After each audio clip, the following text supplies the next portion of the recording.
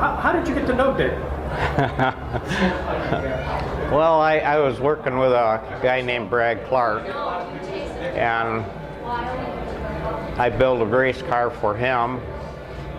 And I think the first time that I actually met Dick came over and was telling Brad that he needed more motor. And I was underneath the car working and overheard this, and I came out and I told Dick that if he thought Brad needed more motor, he was in the wrong pit area. We cared about suspension. And that was probably the first time that I actually talked to Dick, but I had been watching him race before that in a sportsman car. He was drag racing at the time, and I was telling him, why do you want to drag race?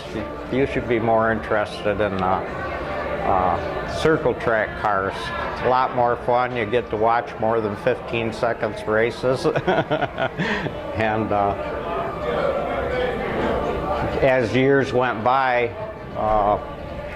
the Brad Clark thing was coming towards an end, and John was helping Dick on a sportsman car,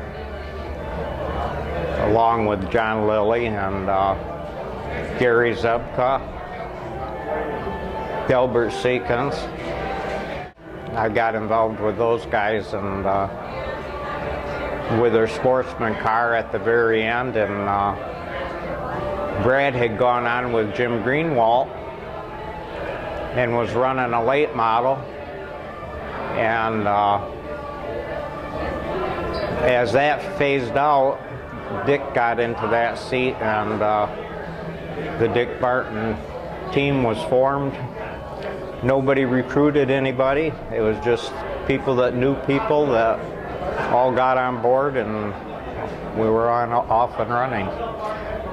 Now, John Lilly, he had a different attitude than most people. Most people stopped and thought about things and tried to decide the best way to go about it. John Lilly said, shoot it. One of the early haulers had to cross the back door of the hauler, shoot it, painted on it, because Lilly, he's a gambler. And he would take risks and kind of let us into things where we probably never would have gone. And it's probably, looking back, it's probably a good thing that he did that, because it got us a lot of experience racing at different racetracks. And we went to places like Pennsboro with borrowed cars, borrowed trailer, borrowed hauler. Everything we had when we went to Pennsboro the first time was borrowed from somebody. We didn't own anything. And but it was the building blocks of a great race team. Me and John Lamb, we kind of crossed over each other on if he was.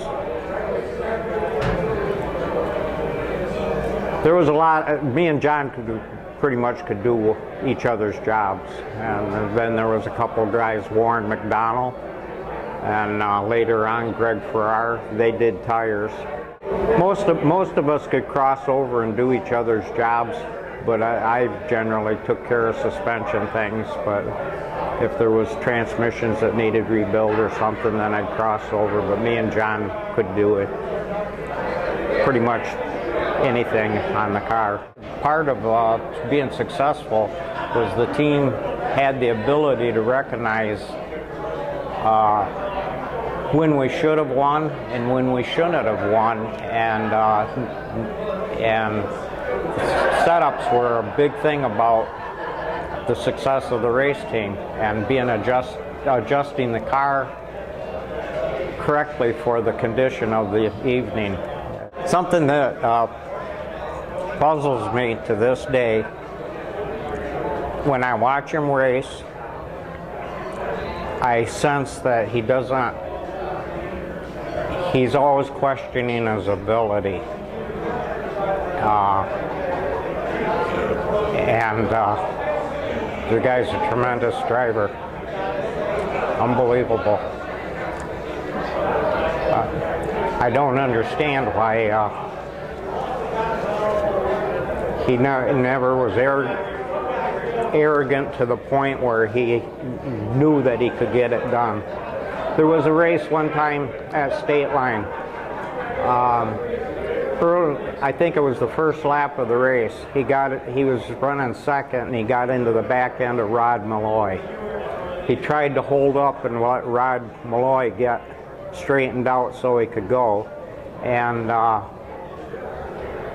Rod was having trouble, and finally Barton took off. Franny Siemens didn't black flag him. He sent Dick to the rear.